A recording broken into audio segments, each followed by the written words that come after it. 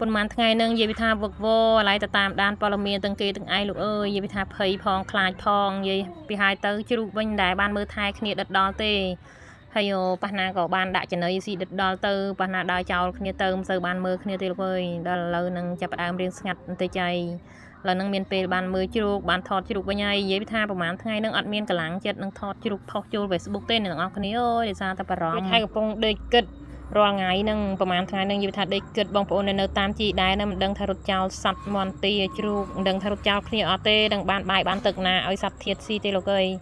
ដល់ហើយខ្ញុំនេះក៏បារម្ភអ្នកភូមិខ្ញុំក៏គេផ្អើលដែរតែមិនដឹងថាគិតទៅយើងមិនដឹងថារត់ទៅណាព្រោះដោយសារផ្ទះខ្ញុំសម្បូរសัตว์ចិញ្ចឹមយ៉ាហូបម៉ាបើថាយើងរត់ចោលគ្នាក៏មិនកើតដែរមុននឹងយើងរត់ទៅណាទៅណីយើងត្រូវប្រឡែងគ្នាចេញពីទ្រុងសិនទៅឲ្យគ្នាបានដូចថា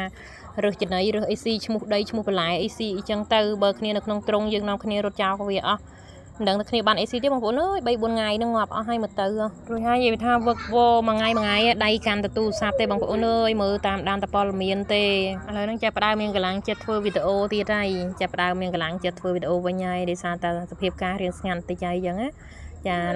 រួចហើយក៏មិនសូវទុកចិត្តហ្មងដែរបងប្អូនអើយធ្វើនេះធ្វើនោះត្រៀមទុករួចជាស្រេចខ្ញុំទោះខ្ញុំអត់បានភៀសខ្លួនរត់តាណាងគេប៉ុន្តែខ្ញុំសិតតែធ្វើត្រង់សេ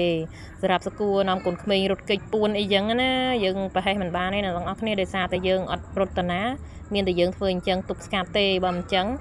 តែពេលមានអាសន្នមិនដឹងថារត់តាណារួចទេមានតែយើងជីកត្រង់សេទុកសកួរចោលនៅផ្ទះអីចឹងទៅចារួចហើយមិនសូវបានដាក់បាយជ្រូកស៊ីដិតដល់ទេឥឡូវតែព្រលឹងចង់សក់និយាយថាជ្រូកមួយថ្ងៃហ្នឹងស្រកសាច់លឿនមែនតាដោយសារអត់បានស៊ីដិតដល់អីចឹងណា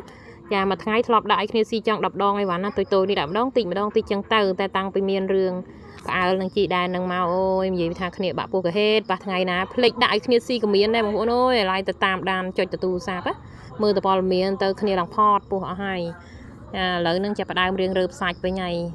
ចាប់ផ្ដើមមើលថែដល់វិញហើយបដ ாய் មិនកើតទេអាណិតសัตว์ទៀតណាលោកអើយរួចហើយមេជ្រូករបស់ខ្ញុំ2ក្បាលហ្នឹងក៏គៀថ្ងៃកើតទៀតចាប់ផ្ដើមហើមគូទៅហើមស្រកហើយប្រហែលជាស្អែកខាងស្អែកនេះមិនស្រួលហ្នឹងកើតទៅ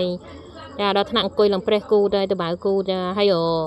និយាយថាព្រលឹងចង់សក់ឲ្យអ្នកនរគ្នាអើយបានរៀងសភាពការមើលព័ត៌មានទៅរៀង